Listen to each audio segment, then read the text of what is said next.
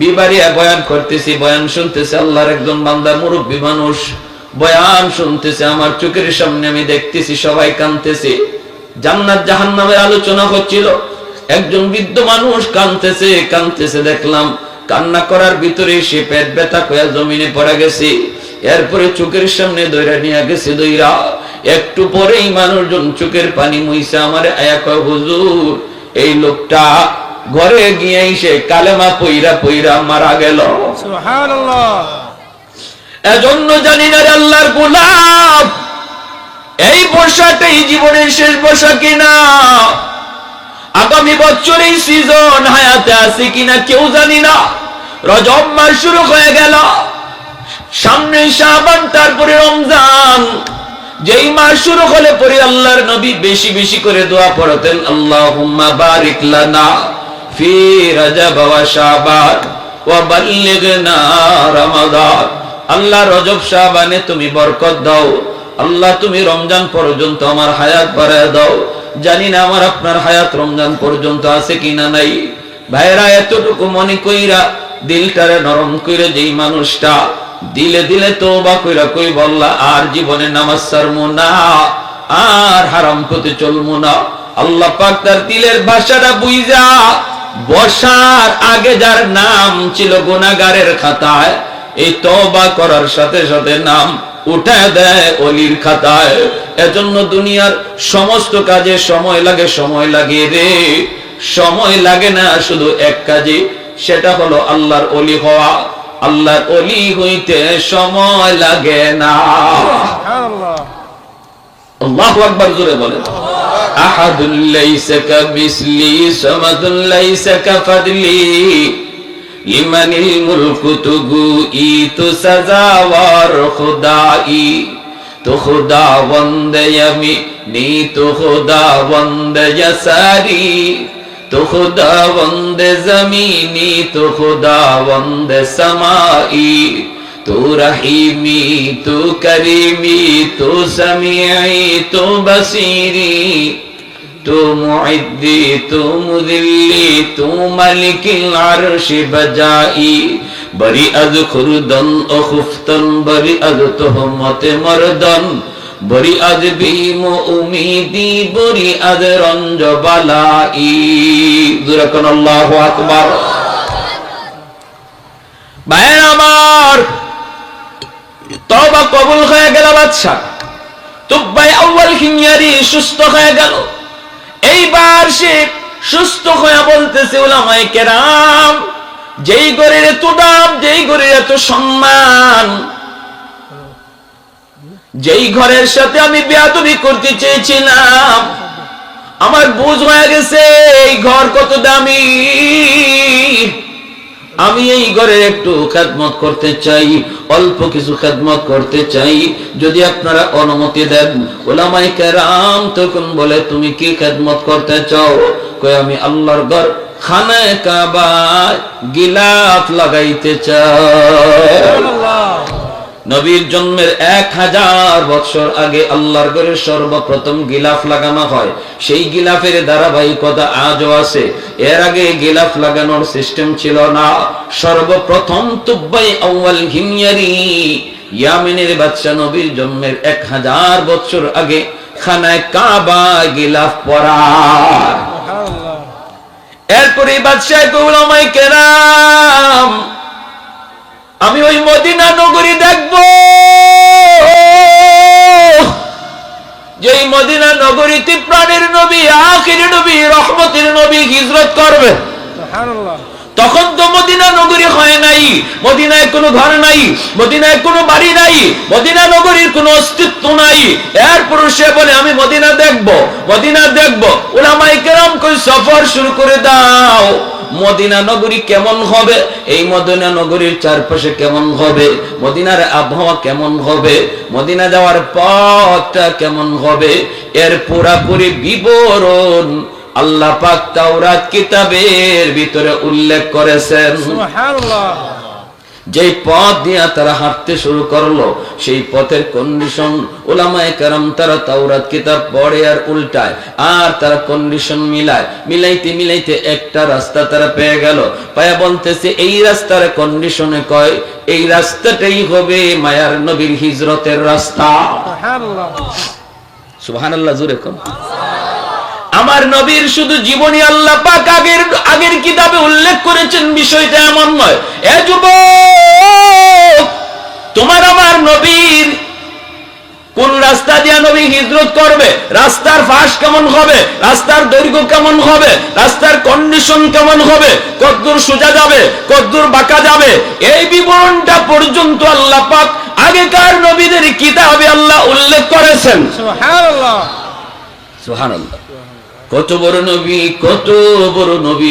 এজন্যই নবী বলে আনা সাইয়্যিদুল আম্বিয়া ওয়া উম্মতি আফজালুল উমাম, আমি সমস্ত নবীদের মধ্যে শ্রেষ্ঠ নবী আর আমার উম্মত হলো সকল উম্মতের ভিতরে শ্রেষ্ঠ উম্মত। সুবহানাল্লাহ।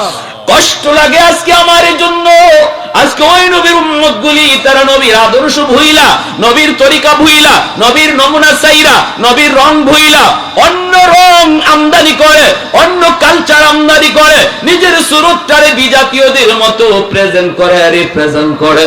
অথচ কষ্ট লাগে রে যুবক, তুমি তো নবীর উম্মত হিসাবে ফখর করার কথা, ঠিক কি না? আমি আমার নবীর উম্মত, আমি শ্রেষ্ঠ নবীর উম্মত, ওই নবীর উম্মত যেই নবীর বিবরণ আল্লাহ ইনজিল কিতাবে দিয়েছেন, যেই নবীর শুধু বিবরণ না, নবীর জন্ম কোথায় হবে, নবীর জন্মের পর হিজরত কোথায় করবেন, হিজরতের রাস্তা কেমন হবে, হিজরতের নগরীটা কেমন হবে, আবহাওয়া কেমন হবে, রাস্তার কন্ডিশন কেমন হবে, যার প্রতিটা কদমে কদমে বিবরণ আল্লাহ পাক আগেকার সমস্ত নবীদের কিতাবে আল্লাহ উল্লেখ করেছেন। আমি সেই নবীর গর্বিত উম্মত, এটা আমার গর্বের বিষয়। আমি আমার নবীর রংটারে গর্বের বিষয় বলা দরকার ছিল, গর্ব করে বলা দরকার ছিল, এতে করে আল্লাহ আমার উপর খুশি হয়ে যাইতেন, সুবহানাল্লাহ। আল্লাহ খুশি হয়ে যাইতেন, আর এত সমস্যা আমাদের থাকতো না। সব সমস্যার সমাধান করতেন কে? আল্লাহ। আল্লাহ যদি খুশি হয়ে থাকতেন, আল্লাহ যদি আমাদের থেকে মুখ ফিরিয়ে না রাখতেন, তাহলে নাফ নদীর পানি আর মুসলমানের রক্তে লাল হতো না, ঠিক। ঠিক কিনা? আওয়াজ দিয়ে বলেন, লাল হতো না। আল্লাহ যদি আমাদের উপরে রাজি থাকতেন। অতএব বর্তমান সময় আমাদের সবচেয়ে বড় করণীয় হলো আল্লাহকে রাজি করা। আল্লাহকে যে নারাজ করেছি, এই নারাজি থেকে আল্লাহকে রাজি করায়া আল্লাহর চেহারা আমাদের দিকে নিয়ে আসা, তাহলে আমাদের কোনো টেনশন নাই। দাঁড়ায় থাকবো ময়দানে একা, পিছন থেকে মারবেন আল্লাহ নিজে। ঠিক। ওমা রামাইতা ইদ রামাইতা ওয়ালাকিন্নাল্লাহ রামা। ঘরের অশান্তি, টেনশন নাই, সমাধান করবেন কে? আল্লাহ। আল্লাহ। ঘরে বাইরে আজকে মুসলমানের আগুন, একটাই কারণ, আমরা নবীর রং ছেড়ে দিয়েছি। এটাই একটাই কারণ, একমাত্র কারণ, নবীর আদর্শ ছেড়ে দিয়েছি। ব্যবসায় নবীর আদর্শ নাই, চাকরি টেবিলে নবীর আদর্শ নাই, নিজের ব্যক্তি জীবনে নবীর সুরত নাই, মসজিদে যাওয়ার ভিতরে নবীর আদর্শ নাই, বিবাহের অনুষ্ঠানে আমার নবীর আদর্শ নাই, কোন অনুষ্ঠানই তো নাই, কোন অনুষ্ঠানই তো নবীর আদর্শ নাই। ঠিক। বরযাত্রী 3000 4000 5000 লইয়া যাওয়া, 300 500 700 লইয়া বরযাত্রী খাইতে যাওয়া, এটা কোন নবীর আদর্শ? ঠিক। এটা নবীর আদর্শ না। মেয়ের বাবার উপরে বরযাত্রীর চাপ ফালানোর কোন তরিকাই আমার নবীর নাই। ঠিক। ইসলাম এটাকে অনুমতি দেয় না। নারী পুরুষ একসাথে বৈশা বিয়া খাওয়া, এটা কোন আদর্শ? নারী আর পুরুষ একসাথে এই সেন্টারের ভিতরে বিয়ের অনুষ্ঠান খাইতে একসাথে বসায় খাওয়া সম্পূর্ণ হারাম, ঠিক না? ঠিক। মহিলাদেরকে যদি আপনি বিয়ে খাওয়াইতে হয়, এমন ভাবে খাওয়াইবেন যেন পুরুষের নজর মহিলার উপরে না পড়ে, কারণ পর্দা করা ফরজ, ঠিক না? আরো যেরকম ঠিক না? বরযাত্রী এটাও সম্পূর্ণ নাজায়েজ তরিকা। সিমসাম যাবেন বর কয়েকজন লোক লইয়া, মেয়ের বাপের উপরে চাপ নাই।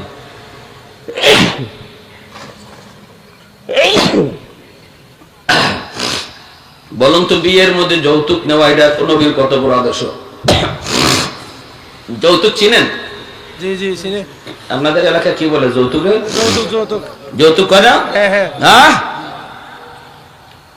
সিস্টেম ডাইরেক্ট যৌতুক খায় না, ঘুরাইয়া খায়। ঠিক আছে না নাই? ছেলের বাবা নিজে কয় না, বন্ধুরে দিয়ে কয়। ঠিক হয় না, ছেলের বাবা তো কিছু চায় না, ছেলেও কিছু চায় না, তবে কিছু না দিলে কেমনে হয়? ঠিক বর্তমান যুগে তো একটা পালসার মোটরসাইকেল লাগে, একটা কালার টিভি লাগে। ভাত এমনে খায় না, এমনে খায়। বুঝেননি কথা? ঠিক সোয়াল করা যাবে না, সোয়ালের বাহানাও করা যাবে না, ঠিক না? ঠিক হ্যাঁ, কোন জায়গাতেই আমরা দেখতেছি, ছোট হোক বড় হোক, কোন জায়গাতেই আমরা দেখতেছি আমার নবীর আদর্শ কি ছিল এটা আমরা মুসলমান জানার চেষ্টাও করি না, মানিও না। আমাদের মতো হুজুররারে বসায়, যদি চেয়ার টেবিলে বসায় যদি খাওয়াইতে চান আপনারা, তাহলে আপনারা যে কেমনে খান এটা আমাদের বুঝেই ধরে না। অনেক সময় বলি যে কেন চেয়ার টেবিলে বৈশা খাওয়া কি এটা নবীর সুন্নত তরিকা? না দস্তরখানা বিষয়ে সমান জায়গায় খাওয়া। ওলামায়ে কেরামরাই যদি সাধারণ মানুষ চেয়ার টেবিলে বসে খাওয়াবার চিন্তা করে, তাহলে তারা যে দস্তরখানে বৈশা খানা খাইতে হয় মনে হয় এটা ভুলেই গেছে, এটা জানেই না। তাহলে আমাদের কোন জিনিসটা দেখে আল্লাহ বুঝবে যে তার এই কাজটা আমার নবীর মতো, অতএব তারে আমার বন্ধু বানানো যায়, আমার বন্ধুর নমুনা যেহেতু পাওয়া গেছে, তারে বন্ধু বানানো যায়, আমি তার পাশে থাকবো। আমাদের জীবনে এমন কোন আমলটা আছে যেটা আমরা আল্লাহরে দেখাবো? বলেন কোনটা দেখাবো? তাহলে কেন এত চিল্লাচিল্লি করে আল্লাহ কই তুমি, কই তুমি? মাইরা তো আমারে শেষ করে ফেলাইতেছে, আমার রক্তে তো জমি লাল হয়ে যাইতেছে। আল্লাহ তোমারে আমি মানি, তুমি কই, কই তুমি কই? আল্লাহ তো আছে ঠিকই, কিন্তু চায় না। একটা উদাহরণ দিই, দুই বন্ধু, খুব ঘনিষ্ঠ বন্ধু, একজন আরেকজনের ছাড়া চলে না, খায় না, ঘুমায় না। এখন এই এলাকায় একজন ভালো বক্তা আসছেন, ইনি বয়ান করবেন। তো ওই অবস্থার মধ্যে এক বন্ধু অসুস্থ, সে বলতেছে দোস্ত আমি অসুস্থ, আমি যাইতে পারি না।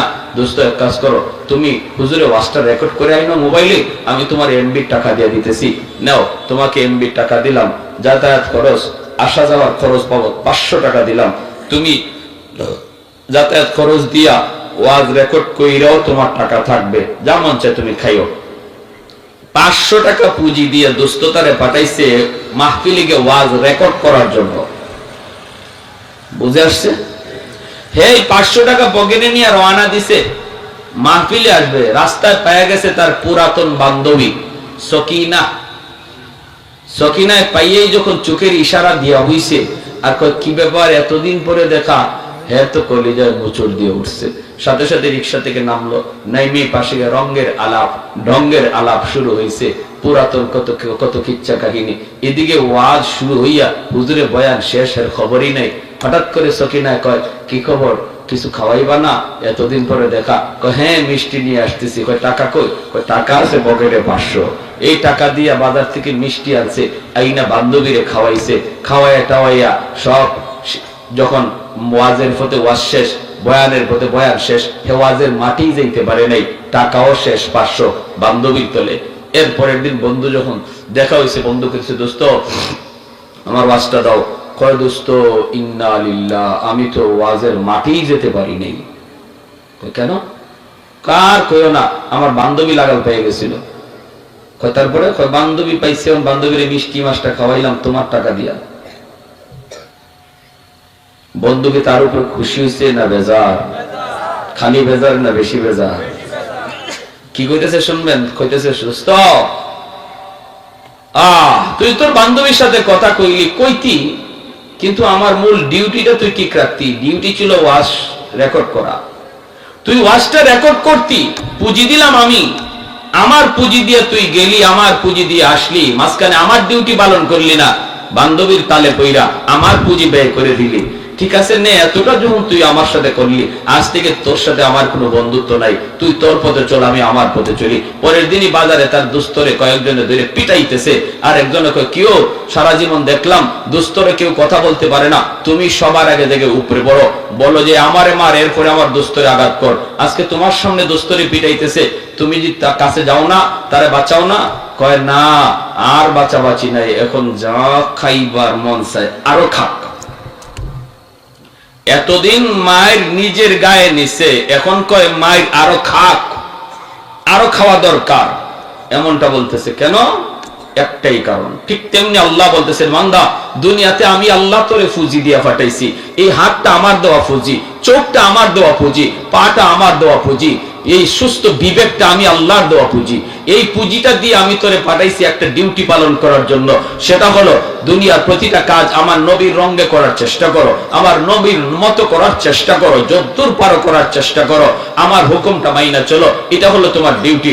এখন দেখা যায় আমার মূল ডিউটি বাদ দিয়া আমার দেওয়া পুঁজি তুমি তোমার মন মতো খরচ করতেছো, তুমি তোমার মন মতো খরচ করতেছো। বান্ধবীর তলে, সকিনার তলে, দুনিয়ার রং তামাশার তলে এই পুঁজি চোখ ব্যয় করো, আমার দেওয়া পুঁজি হাত ব্যয় করো, আমার দেওয়া পুঁজি পা ব্যয় করো, আমার দেওয়া পুঁজি জেহেন ব্যয় করো। ঠিক আছে না? আমার পুঁজি দিয়া যখন ডিউটি করো আরেকজনের, আজ থেকে আমিও তোমার সাথে বন্ধুত্ব ভুলে গেলাম, তুমি তোমার পথে চলো, আমি আল্লাহ আমার পথে। এইবার আমরা মায়ের খাই, আল্লাহ দেখতেছে যে আল্লাহ বদরে নিজে মায়ের ফিরাইছে, নিজে মায়ের দিছে। মুসলমান দাঁড়ায় ছিল মাত্র, একশনে গেছে আল্লাহ। ওই আল্লাহ আজ আমাদের দিকে তাকায় না, অন্য দিকে তাকায় কয় মায়ের আরো খাও, কারণ আমি আল্লাহর কলিজায় আঘাত দিয়ে দিছি। একমাত্র কারণ এটা আজকে আমাদের মায়ের খাওয়ার। রাসূল করিম সাল্লাল্লাহু আলাইহি ওয়াসাল্লাম কোন রাস্তা দিয়ে হিজরত করেছেন, সেই রাস্তাটা উলামায়ে কেরাম পেয়ে গেলেন। এইবার উলামায়ে কেরাম বলতেছি, এই রাস্তা ধরে সামনের দিকে আগাও। সামনের দিকে আগাইতে আগাইতে তারা মদিনা নগরীর কন্ডিশন পেয়ে গেলেন। এমন একটা জায়গার মধ্যে তারা যায় পৌঁছলেন, চতুর্দিকে তারা তাকায় তাকায় তাকায় তারা বুঝে গেছে এই জায়গাটাই হবে এক সময় মদিনা নগরী। আল্লাহু আকবার। এই জায়গাটাই হবে মদিনা নগরী। চতুর্দিকে পাহাড়ের কন্ডিশন, আবহাওয়ার কন্ডিশন সবকিছু অবজার্ভ করে তারা বুঝে গেছেন তাওরাত কিতাবের ভিতরে যেই নগরীর কথা আল্লাহ পাক উল্লেখ করেছেন এই সেই মদিনা নগরী। মদিনা নগরীর সন্ধান পাইয়া 400 জন আলেম তারা ডাক দিয়া কয়, বাদশাহ জাহাপনা, আমরা মদিনা শরীফের সন্ধান পেয়ে গেছি, এই জায়গাটাই হবে মদিনা, এই জায়গাতেই মায়ার নবী হিজরত করবেন। শুধু তা না, এই মদিনা শরীফেই মায়ার নবী, আখিরি নবী, রহমতের নবী, এই শহরেই তিনি চির নিদ্রায় শুয়ে থাকবেন। মক্কা তার জন্মভূমি, কিন্তু তার রওজা মক্কায় হবে না, রওজা শরীফ হবে মদিনায়। মদিনার মানুষের সাথেই আখিরি নবী শুয়ে থাকবেন। অতএব আমরা 400 জন আলেম আমরা সিদ্ধান্ত নিয়েছি আমরাও আর ইয়ামেন ফিরে যাব না।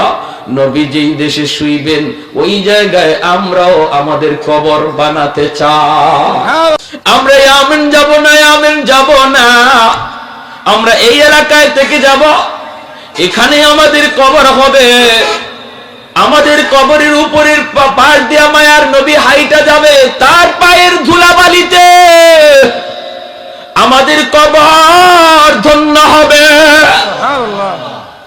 বাদশাহ কই, তাহলে আমি তোমাদের জন্য 400টা বাড়ি বানায় দেয়া গেলাম, 400টা ঘর তোমাদের জন্য বানায় দিলাম। আরেকটা ঘর বাদশাহ মনের মাধুরী দিয়া বানাইল। উলামায়ে কেরাম কয়, এই ঘরটা তুমি কার জন্য বানাও? কয়, আমি এই ঘরটা বানাইতেছি কার জন্য সেটা চিঠিতে লিখে যাব। আমার মায়ার নবী যখন হিজরত করে মদিনায় আসবেন, ওই দিন মদিনায় নবীর কোনো ঘর থাকবে না। আমি নবীর জন্য জন্মের 1000 বছর আগে মদিনায় ঘর বানায় গেলাম। এই ঘরের তালা লাগাইয়া, তালার চাবিটা আমি সবের হাতে দিয়া, আর একটা চিঠি লেখা বাদশাহ ইয়ামেন চলে যায়। 1000 বছর পরে যখন আমার রহমতের নবী দুনিয়ায় আগমন করেন, নবী 40 বছর বয়সে দাওয়াতের কাজ দেন। মক্কার মানুষ মায়ার নবীকে জন্মভূমিতে থাকতে দিল না। নবী হিজরত করে মদিনার দিকে রওনা দেন। ওই অবস্থায় নবী যখন, ভাইরা বন্ধুরা, মসজিদে কুবা, ওই কুবা এলাকায় মায়ার নবী অবস্থান করেন। মদিনার মানুষ নবীকে আগায় আনার জন্য কুবার দিকে যায়, সবাই যায়, সবাই যায়। কিন্তু ওই সময়টাতে ওই চিঠিয়ার চাবি আমির সাহেবের বংশের সর্বশেষ যেই মানুষটার হাতে চিঠিয়ার চাবিটা এসে পৌঁছে, এই চিঠিয়ার চাবি যার হাতে ছিল তার নাম আবু আইয়ুব আনসারী রাদিয়াল্লাহু তাআলা আনহু। যখন সুবহানাল্লাহ।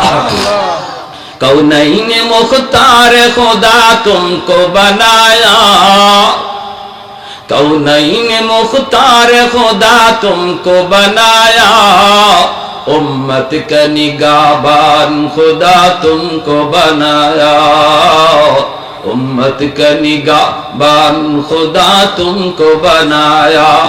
मौला मेरा आका मेरा रहमत की नबी है, ताजदार मदीना के तुम्हारे अरबी है, ताजदार मदीना के तुम्हारे अरबी है।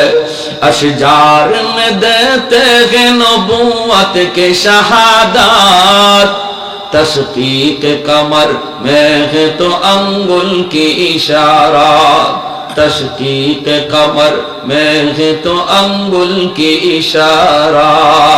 একটু জোরে সুরে এখন আল্লাহু আকবার, আর একটু জোরে আল্লাহু আকবার। ভাইরা বন্ধুরা, উলামায়ে কেরাম 400 জন আলেমের কবর সেই মদিনাতে হলো। আমির সাহেবের বংশের যেই মানুষটা মায়ার নবী যখন মদিনায় হিজরত করেন, ওই দিনই চিঠিয়ার চাবি যার হাতে তিনি বলেন আবু আইয়ুব আনসারী রাদিয়াল্লাহু তাআলা আনহু।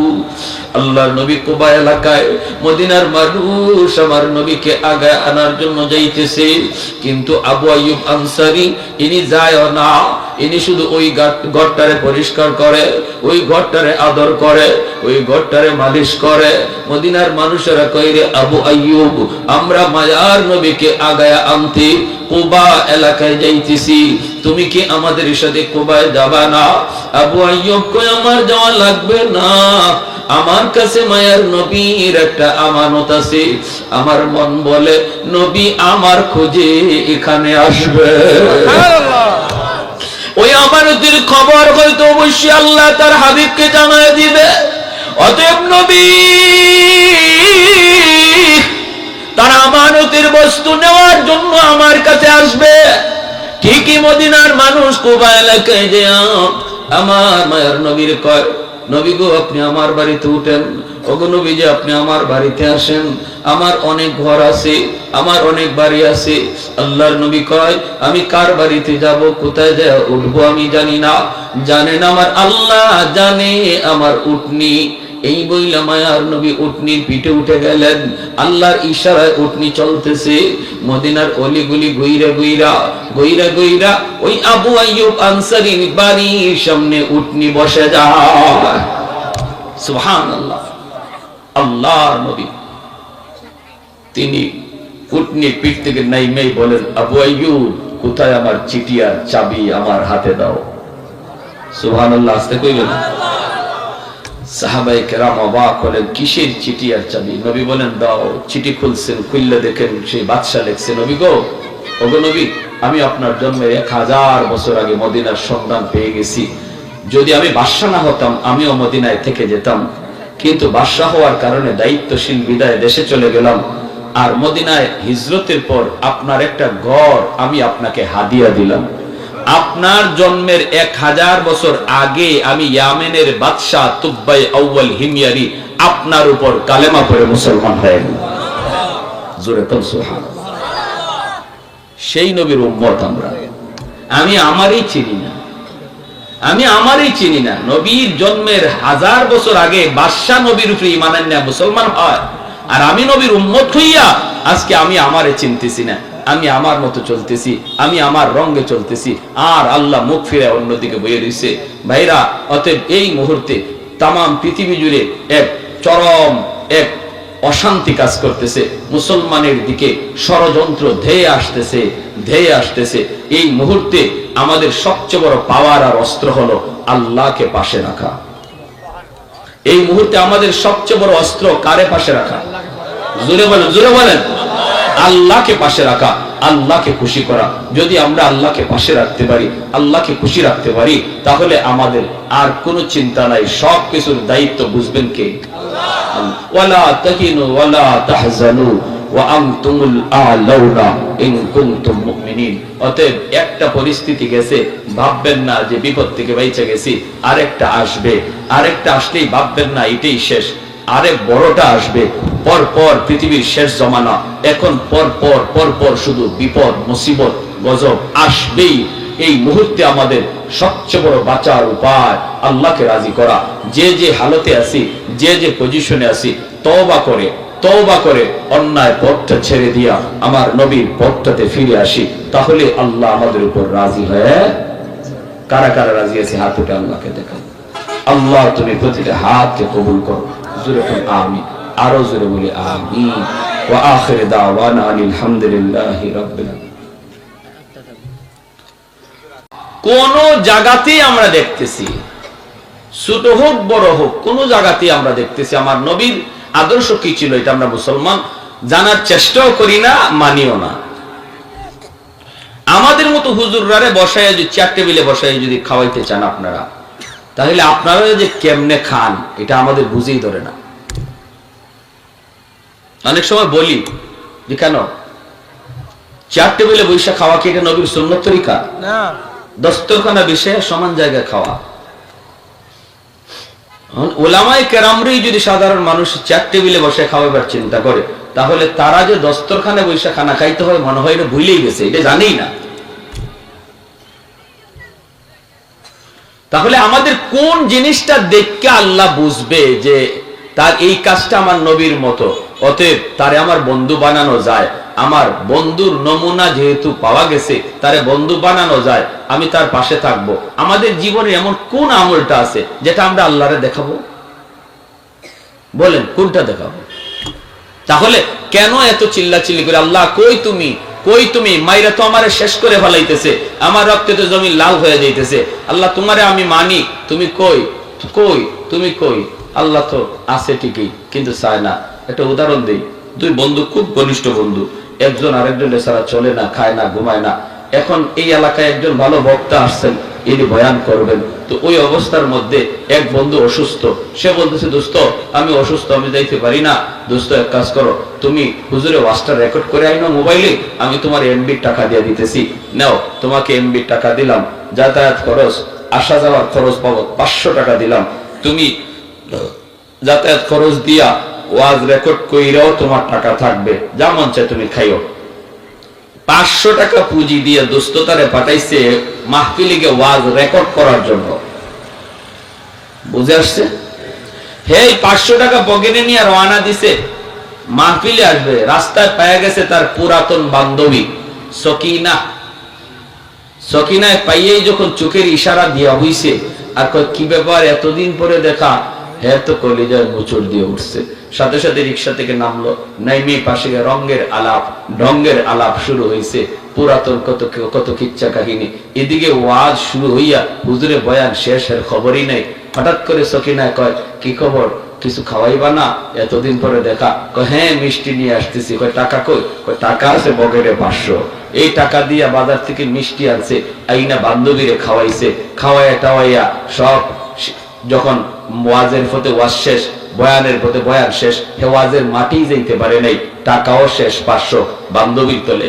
এরপরের দিন বন্ধু যখন দেখা হয়েছে, বন্ধু কিছু দোস্ত আমার ওয়াজটা দাও। কয় দোস্ত ইন্না লিল্লাহ, আমি তো ওয়াজের মাটি যেতে পারি নাই। কেন? কার কইও না, আমার বান্ধবী লাগাল পেয়ে গেছিল। তারপরে বান্ধবী পাইছে, বান্ধবীর মিষ্টি মাছটা খাওয়াইলাম তোমার টাকা দিয়া। বন্ধুকে তার উপর খুশি হয়েছে না বেজার? খালি বেজার না বেশি বেজার? কি কইতেছে শুনবেন? কইতেছে সুস্থ তুই তোর বান্ধবীর সাথে কথা কইলি, কইতি, কিন্তু আমার মূল ডিউটিটা তুই ঠিক রাখতি। ডিউটি ছিল ওয়াজ রেকর্ড করা। তুই ওয়াজটা রেকর্ড করতি, পুঁজি দিলাম আমি, আমার পুঁজি দিয়ে তুই গেলি, আমার পুঁজি দিয়ে আসলি, মাঝখানে আমার ডিউটি পালন করলি না, বান্ধবীর তালে কইরা আমার পুঁজি ব্যয় করে দিলি। ঠিক আছে নে, এতটা যখন তুই আমার সাথে করলি, আজ থেকে তোর সাথে আমার কোনো বন্ধুত্ব নাই, তুই তোর পথে চল, আমি আমার পথে চলি। পরের দিনই বাজারে তার দুস্তরে কয়েকজনে ধরে পিটাইতেছে, আর একজনে কয় কেউ সারা জীবন দেখলাম দুস্তরে কেউ কথা বলতে পারে না, তুমি সবার আগে দেখে উপরে বড়, বলো যে আমারে মার, এরপরে আমার দুস্তরে আঘাত কর। আজকে তোমার সামনে দুস্তরে পিটাইতেছে, তুমি যদি তার কাছে যাও না, তারে বাঁচাও না, কয় না, আর বাঁচাবাঁচি নাই, এখন যা খাইবার মন চায় আরো খাক। এতদিন মায়ের নিজের গায়ে নিছে, এখন কয় মায়ের আরো খাক, আরো খাওয়া দরকার। এমনটা বলতেছে কেন?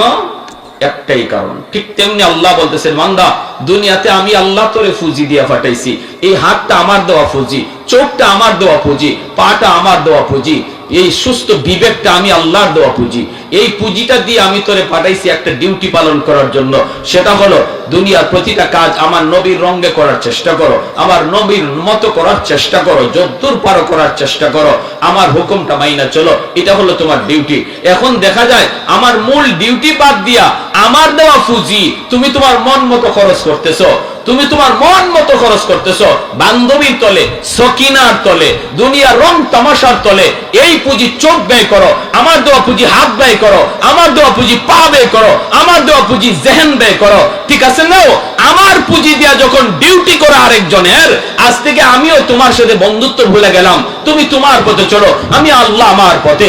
এইবার আমরা মায়ের খাই, আল্লাহ দেখতেছে যে আল্লাহ বদরে নিজে মায়ের ফিরাইছে, নিজে মায়ের দিছে। মুসলমান দাঁড়ায় ছিল মাত্র, একশনে গেছে আল্লাহ। ওই আল্লাহ আজ আমাদের দিকে তাকায় না, অন্য দিকে তাকায় কয় মায়ের আরো খাও, কারণ আমি আল্লাহর কলিজায় আঘাত দিয়ে দিছি। একমাত্র কারণ এটা আজকে আমাদের মায়ের খাওয়ার। রাসূল করিম সাল্লাল্লাহু আলাইহি ওয়াসাল্লাম কোন রাস্তা দিয়ে হিজরত করেছেন, সেই রাস্তাটা উলামায়ে কেরাম পেয়ে গেলেন। এইবার উলামায়ে কেরাম বলতেছি, এই রাস্তা ধরে সামনের দিকে আগাও। সামনের দিকে আগাইতে আগাইতে তারা মদিনা নগরীর কন্ডিশন পেয়ে গেলেন। এমন একটা জায়গার মধ্যে তারা যায় পৌঁছলেন, চতুর্দিকে তারা তাকায় তাকায় তাকায় তারা বুঝে গেছে এই জায়গাটাই হবে এক সময় মদিনা নগরী। আল্লাহু আকবার। এই জায়গাটাই হবে মদিনা নগরী। চতুর্দিকে পাহাড়ের কন্ডিশন, আবহাওয়ার কন্ডিশন সবকিছু অবজার্ভ করে তারা বুঝে গেছেন তাওরাত কিতাবের ভিতরে যেই নগরীর কথা আল্লাহ পাক উল্লেখ করেছেন এই সেই মদিনা নগরী। মদিনা নগরীর সন্ধান পাইয়া 400 জন আলেম তারা ডাক দিয়া কয়, বাদশাহ জাহাপনা, আমরা মদিনা শরীফের সন্ধান পেয়ে গেছি, এই জায়গাটাই হবে মদিনা, এই জায়গাতেই মায়ার নবী হিজরত করবেন। শুধু তা না, এই মদিনা শরীফেই মায়ার নবী, আখেরি নবী, রহমতের নবী, এই শহরেই তিনি চিরনিদ্রায় শুয়ে থাকবেন। মক্কা তার জন্মভূমি, কিন্তু তার রওজা মক্কায় হবে না, রওজা শরীফ হবে মদিনায়। মদিনার মানুষের সাথেই আখেরি নবী শুয়ে থাকবেন। অতএব আমরা 400 জন আলেম আমরা সিদ্ধান্ত নিয়েছি আমরাও আর ইয়ামেন ফিরে যাব না। নবী যেই দেশে শুইবেন ওই জায়গায় আমরাও আমাদের কবর বানাতে চাই। আমরা ইয়ামেন যাব না, ইয়ামেন যাব না, আমরা এই এলাকায় থেকে যাব, এখানে আমাদের কবর হবে। আমাদের কবরের উপরের পাশ দিয়ে মায়ার নবী হাইটা যাবে, তার পায়ের ধুলাবালিতে আমাদের কবর ধন্য হবে। বাদশাহ কই, তাহলে আমি তোমাদের জন্য 400টা বাড়ি বানায় দেয়া গেলাম, 400টা ঘর তোমাদের জন্য বানায় দিলাম। আরেকটা ঘর বাদশাহ মনের মাধুরী দিয়া বানাইলো। উলামায়ে কেরাম কয়, এই ঘরটা তুমি কার জন্য বানাও? কয়, আমি এই ঘরটা বানাইতেছি কার জন্য সেটা চিঠিতে লিখে যাব।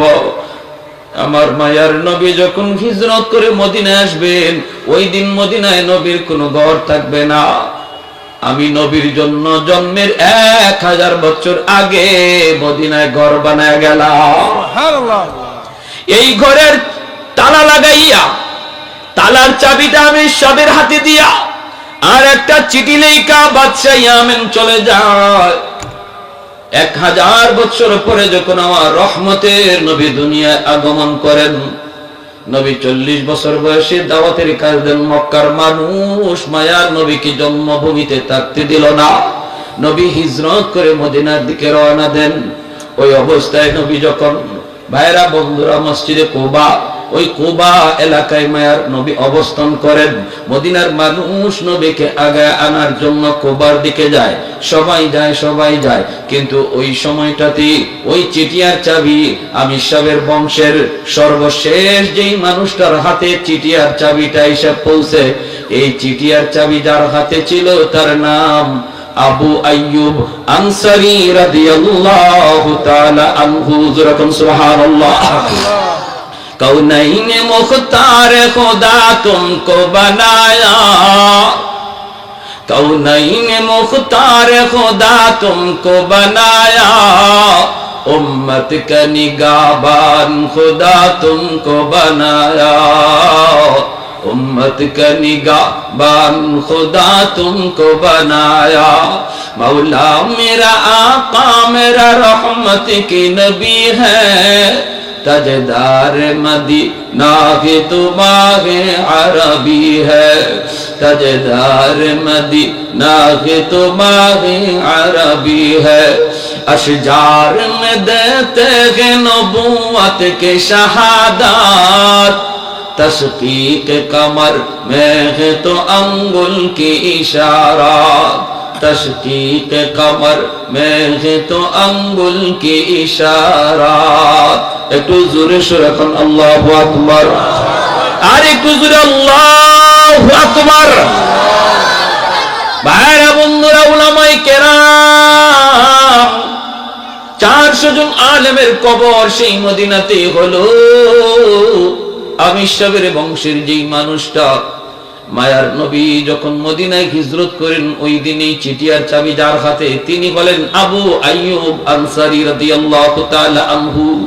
আল্লাহর নবী কুবা এলাকায়, মদিনার মানুষ আমার নবীকে আগায় আনার জন্য যাইতেছে, কিন্তু আবু আইয়ুব আনসারী ইনি যায় না, ইনি শুধু ওই ঘরটারে পরিষ্কার করে, ওই ঘরটারে আদর করে, ওই ঘরটারে মালিশ করে। মদিনার মানুষেরা কইরে আবু আইয়ুব আমরা মায়ার নবীকে আগায় আনতে কুবা এলাকায় যাইতেছি, তুমি কি আমাদের সাথে কুবায় যাবা না? আবু আইয়ুব কই আমার যাওয়া লাগবে না, আমার কাছে মায়ার নবীর একটা আমানত আছে। আমার মন বলে নবী আমার খোঁজে এখানে আসবে, ওই আমানতের খবর হয়তো অবশ্যই আল্লাহ তার হাবিবকে জানায় দিবে। অতএব নবী তার আমানতের বস্তু নেওয়ার জন্য আমার কাছে আসবে। ঠিকই মদিনার মানুষ কুবা এলাকায় যে আমার মায়ার নবীর কয় নবী গো আপনি আমার বাড়িতে উঠেন, ওগো নবী যে আপনি আমার বাড়িতে আসেন, আমার অনেক ঘর আছে, আমার অনেক বাড়ি আছে। আল্লাহর নবী কয় আমি কার বাড়িতে যাব, কোথায় যায় উঠবো আমি জানি না, জানেন আমার আল্লাহ জানে আমার উটনি। এই বইলা মায়ার নবী উটনির পিঠে উঠে গেলেন, আল্লাহর ইশারায় উটনি চলতেছে। মদিনার অলিগুলি গইরা গইরা গইরা গইরা ওই আবু আইয়ুব আনসারীর বাড়ির সামনে উটনি বসে যায়। সুবহানাল্লাহ। আল্লাহর নবী তিনি উটনির পিঠ থেকে নাইমেই বলেন আবু আইয়ুব কোথায় আমার চিঠি আর চাবি আমার হাতে দাও। সুবহানাল্লাহ। আস্তে কইলেন। সাহাবায়ে কেরাম অবাক হলেন, কিসের চিঠি আর চাবি? নবী বলেন দাও। চিঠি খুলছেন, খুললে দেখেন সেই বাদশা লিখছে নবী গো, ওগো নবী আমি আপনার জন্মের 1000 বছর আগে মদিনার সন্ধান পেয়ে গেছি। যদি আমি বাদশা না হতাম আমিও মদিনায় থেকে যেতাম, কিন্তু বাদশা হওয়ার কারণে দায়িত্বশীল বিদায় দেশে চলে গেলাম। আর মদিনায় হিজরতের পর আপনার একটা ঘর আমি আপনাকে হাদিয়া দিলাম। আপনার জন্মের 1000 বছর আগে আমি ইয়ামেনের বাদশা তুব্বাই আউয়াল হিময়ারি আপনার উপর কালেমা পড়ে মুসলমান হয়ে গেল। জোরে বল সুবহানাল্লাহ। সেই নবীর উম্মত আমরা। আমি আমারই চিনি না, আমি আমারই চিনি না। নবীর জন্মের 1000 বছর আগে বাদশা নবীর উপরে ঈমান আনলে মুসলমান হয়, আর আমি নবীর উম্মত হইয়া আজকে আমি আমারে চিনতেছি না, আমি আমার মতো চলতেছি, আমি আমার রঙে চলতেছি, আর আল্লাহ মুখ ফিরে অন্যদিকে বইয়ে দিয়েছে। ভাইরা, অতএব এই মুহূর্তে তামাম পৃথিবী জুড়ে এক চরম এক অশান্তি কাজ করতেছে, মুসলমানের দিকে ষড়যন্ত্র ধেয়ে আসতেছে ধেয়ে আসতেছে। এই মুহূর্তে আমাদের সবচেয়ে বড় পাওয়ার আর অস্ত্র হলো আল্লাহকে পাশে রাখা। এই মুহূর্তে আমাদের সবচেয়ে বড় অস্ত্র কারে পাশে রাখা? জোরে বলেন, জোরে বলেন। আল্লাহকে পাশে রাখা, আল্লাহকে খুশি করা। যদি আমরা আল্লাহকে পাশে রাখতে পারি, আল্লাহকে খুশি রাখতে পারি, তাহলে আমাদের আর কোনো চিন্তা নাই। সব কিছুর দায়িত্ব বুঝবেন কে? আল্লাহ। ওয়ালা তাহিনু ওয়ালা তাহজানু ওয়া আনতুমুল আ'লাউনা ইন কুনতুম মুমিনিন। অতএব একটা পরিস্থিতি গেছে, ভাববেন না যে বিপদ থেকে বাইচা গেছি, আরেকটা আসবে, আরেকটা আসলেই ভাববেন না এটাই শেষ, আরেক বড়টা আসবে। পরপর পৃথিবীর শেষ জমানা, এখন পরপর শুধু বিপদ মুসিবত গজব আসবেই। এই মুহূর্তে আমাদের সবচেয়ে বড় বাঁচার উপায় আল্লাহকে রাজি করা। যে যে হালতে আছি, যে যে পজিশনে আছি, তওবা করে অন্যায় পথটা ছেড়ে দিয়া আমার নবীর পথটাতে ফিরে আসি, তাহলে আল্লাহ আমাদের উপর রাজি হয়ে। কারা কারা রাজি আছে হাত উঠে আল্লাহকে দেখাও। আল্লাহ তুমি প্রতিটা হাতকে কবুল করো। জোরে বলুন আমিন, আরো জোরে বলি আমিন। ওয়া আখির দাওয়ানা আলহামদুলিল্লাহি রাব্বিল আলামিন।